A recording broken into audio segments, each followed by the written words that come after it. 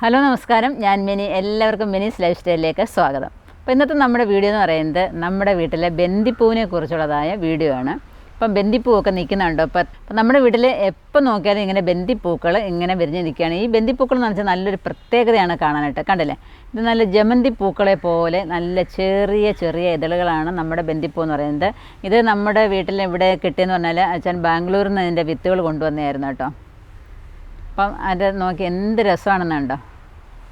ഇത് പല രീതിയിലും നമുക്ക് കുഴിച്ചിടാം. ഇത് നമുക്ക് വിത്തുകൾ പാകിയിട്ട് ഇത് പിന്നെ നമുക്ക് കിളിപ്പിച്ചെടുക്കാം. അതേപോലെ തന്നെ ഇതിൻ്റെ തണ്ടുകൾ നമ്മൾ കട്ട് ചെയ്ത് വെച്ചാൽ നല്ല ബുഷായിട്ട് ഇതിനെ നമുക്ക് വളർത്തിയെടുക്കാനായിട്ട് സാധിക്കും. ഇതൊക്കെ ഞാനിങ്ങനെ തണ്ടുകൾ കട്ട് ചെയ്തിട്ട് കുഴിച്ചിട്ടേക്കുന്നതാണിത്. അപ്പം കുറേ തണ്ട് എൻ്റെ പുറകിലൊക്കെ നിൽപ്പുണ്ട്. അത് വലുതായിട്ട് ഇങ്ങനെ വളർന്നു വരുന്നതിൻ്റെ തണ്ട് നമ്മൾ ഓരോ പാഴ്സായിട്ട് നമ്മൾ എടുത്തിട്ട് ഇങ്ങനെ കുഴിച്ചിട്ടാൽ അത് നല്ലതുപോലെ കിളിച്ച് വരും. നമുക്കൊരു സ്വല്പം കെയർ കൊടുത്താൽ മാത്രം മതി, നല്ലതുപോലെ വളർന്ന് വന്നോളും. അപ്പോൾ അതൊക്കെ എങ്ങനെയാണെന്ന് നമുക്ക് നോക്കാം. ഇത് കണ്ടില്ലേ എന്ത് ഭംഗിയായിട്ടാണ് നിൽക്കുന്നതെന്ന്. ഇത് വലിയ ഇതൾ ആദ്യം വന്നിട്ട് പിന്നെ എല്ലാം കുഞ്ഞ് ഇതളുകളാണ് കേട്ടോ. എന്ത് ഭംഗിയാണെന്നുണ്ടോ. സാധാരണ എല്ലാം ഇതേപോലെയല്ലേ ഇരിക്കുന്നത്. ഇത് അതിൽ നിന്നൊക്കെ ഒരു വ്യത്യാസപ്പെട്ട ഒരു ബന്ദിച്ചെടിയാണിത്. നല്ല മണമാണ് കേട്ടോ. ഇതിപ്പോൾ നമ്മുടെ പച്ചക്കറികളുടെ ഇടയ്ക്കെല്ലാം നമ്മളത് നട്ടുപിടിപ്പിച്ചിട്ടുണ്ട്. നട്ടുപിടിപ്പിക്കേണ്ട കാര്യമില്ല. ഇത് ഓരോ ചെടി ഉണ്ടെന്നുണ്ടെങ്കിൽ നമ്മുടെ തോട്ടത്തിൽ നിറയെ ഇത് അരിയൊക്കെ വീണിട്ട് കുറേ അങ്ങ് പിടിച്ചോളും. പിന്നെ നമ്മളതിനെ ലൈനായിട്ടൊക്കെ നടുന്നതിനകത്താണ് കാര്യങ്ങളിരിക്കുന്നത്. ഞാൻ വീടിൻ്റെ എല്ലാ ഭാഗത്തും ഇങ്ങനെ കൊണ്ടുവന്ന് കുഴിച്ചിടാറുണ്ട്. ഇത് നല്ല രസമാണ്. ഇതിൻ്റെ വേറെ പല ടൈപ്പുണ്ട് കേട്ടോ. ഇതിൻ്റേത് നമ്മുടെ ഇവിടെ 2 ടൈപ്പാണുള്ളത്. അപ്പോൾ ഇതിൻ്റെ അരിയൊക്കെ വേണ്ട നല്ലതുപോലെ ഉണങ്ങിയൊക്കെ വരുന്നുണ്ട്. കണ്ടില്ലേ, ഈ അരി നമ്മളൊന്ന് കുഴിച്ചിട്ട് ഒന്ന് കൊടുത്തിരുന്നാൽ മതി. അത് നല്ലതുപോലെ ഇഞ്ഞ് കിളിച്ച് വന്നോളും. അപ്പോൾ ഒന്ന് മണ്ണ് നീക്കിയിട്ടിട്ട് അതിനകത്തോട്ടങ്ങ് ഇട്ടിരുന്നാൽ മതി. പ്രത്യേക കെയറൊന്നും കൊടുക്കേണ്ട കാര്യമൊന്നുമില്ല. പിന്നെ നമുക്ക് ഇഷ്ടം പോലെ തൈകൾ ആയിക്കോളും.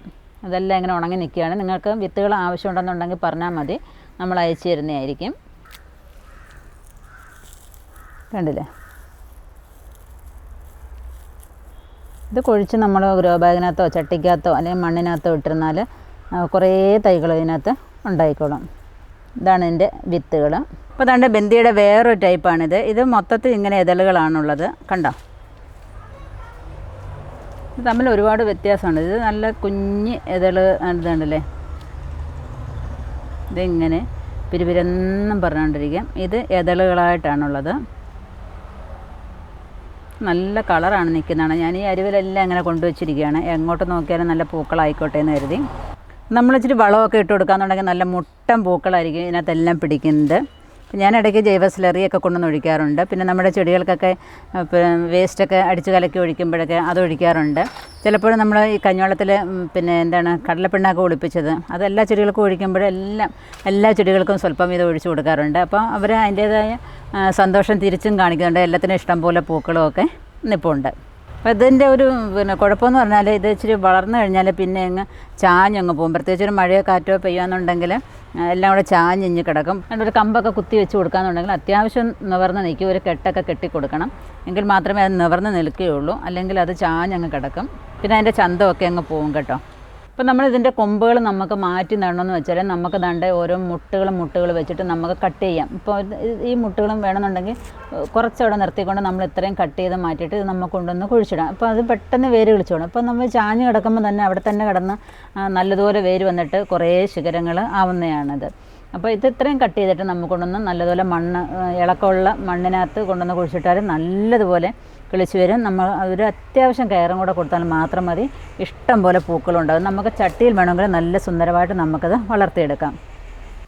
അപ്പം നമ്മുടെ ചിന്നും മിന്നും ഒക്കെ ഇവിടെ നിൽപ്പുണ്ട്. അവൾ തൊട്ട ഉടനെ അവൾ കുത്താൻ വരും. എൻ്റെ ഉടുപ്പ് തന്നെ അടി ചുമ്മാതെ ഇവിടെ നിൽക്കുകയായിരുന്നു ചിന്നും മിന്നും കൂടെ മനുഷ്യനെ മെനക്കെടുത്താനായിട്ട്.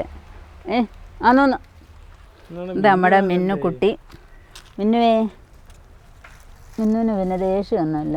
ഇങ്ങോട്ട് വെക്കടി മിന്നുമോളെ. ചിന്നും മിന്നും ഇങ്ങനെ അനങ്ങാതെ ഇവിടെ നിൽക്കുക. എത്ര നാളിങ്ങനെ നിർത്തുമെന്നറിയാൻ വയ്യ. യാതൊരു വിശേഷവും ഇല്ലാതെ. ആ മാവെല്ലാം ഉണ്ടോ, മാവെല്ലാം തൊലിയെല്ലാം തിന്ന് താഴെ വീഴാറായി മാവ്. ഇത്രയും ചെറിയ നമ്മുടെ ബന്ദിച്ചെടിക്കകത്ത് തണ്ട് പൂക്കൾ പിടിച്ച് നിൽക്കുന്നുണ്ടോ. അപ്പോൾ അതിൻ്റെ സീക്രട്ടൊക്കെയാണ് ഇന്ന് ഞാൻ പറയാൻ പോകുന്നത്. കണ്ടില്ലേ നിൽക്കുന്നത്, നല്ല മുട്ടൻ പൂക്കളായിട്ട് നിൽക്കുന്നത്. അധികം വലിപ്പമൊന്നുമില്ല, ഒരു കുഞ്ഞു ചെടിയാണിത്. അപ്പം നമുക്കതെന്താണെന്ന് നോക്കാം. ഇടയ്ക്കിടയ്ക്കൊക്കെ നമ്മൾ എന്താണെന്ന് അറിയാമോ, ഇതിൻ്റെ ചുവട്ടിലുള്ള മണ്ണൊക്കെ ഒന്ന് നല്ലതുപോലെ ഇളക്കി കൊടുക്കണം.